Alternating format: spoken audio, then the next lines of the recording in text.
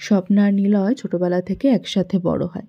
স্বপ্নার বাবা ট্যাক্সি চালায় আর নিলয়ের বাবা একজন গ্রাম্য ডাক্তার। দুই ফ্যামিলির মধ্যে সম্পর্কটা খারাপ নয়। স্বপ্না নিলয়কে মনে মনে ভালোবাসতো, কিন্তু কখনো বলতে পারেনি।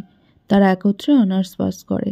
নিলয় সরকারি চাকরি হয়, বাসা থেকে ধুমধাম করে বিয়ে দিয়ে দেয়। স্বপ্না বেচারি ঘরে বসে একা কাঁদে, কিছুই করার থাকে না তার। স্বপ্নার অবস্থা দেখে তার মা স্বপ্নাকে চেপে ধরে, জিজ্ঞেস করে সমস্যা কি।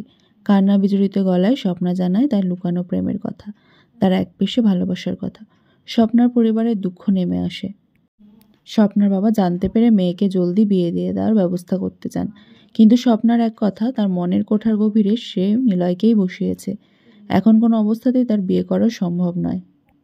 সে এমনকি এই বলে হুমকি দেয় যে বাড়াবাড়ি করলে সে আত্মহত্যা করবে।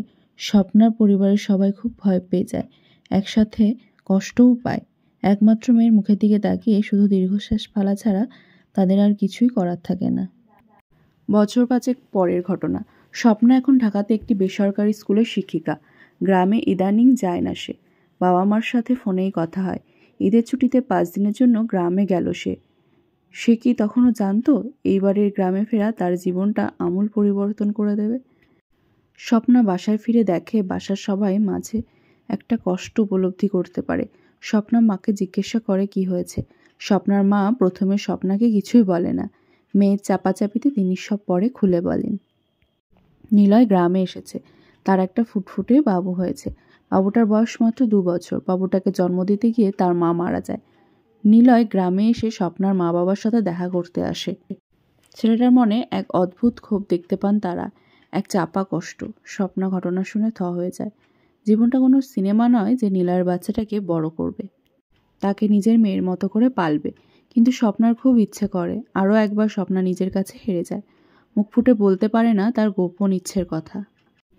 ঈদের ছুটি শেষ। আজ বিকেলে স্বপ্না ঢাকায় ফিরে যাবে। ব্যাগ গোছাচ্ছে এমন সময় স্বপ্নার মা দৌড়ে এসে খবর দিলে নিলয় এসেছে। স্বপ্না চমকে যায়। সে চাচ্ছিল যেন নিলয়ের সাথে তার দেখা না হয়। কি লাভ কষ্টের বোঝা বাড়িয়ে। মায়ের কথায় অবশেষে নিলয়ের সাথে দেখা হয় তার। দুজনেই চুপচাপ। হঠাৎ নিলয় বলে ওঠে, ঢাকায় থাকো শুনলাম। আমিও ঢাকায় থাকি, পরিবাগে। তুমি?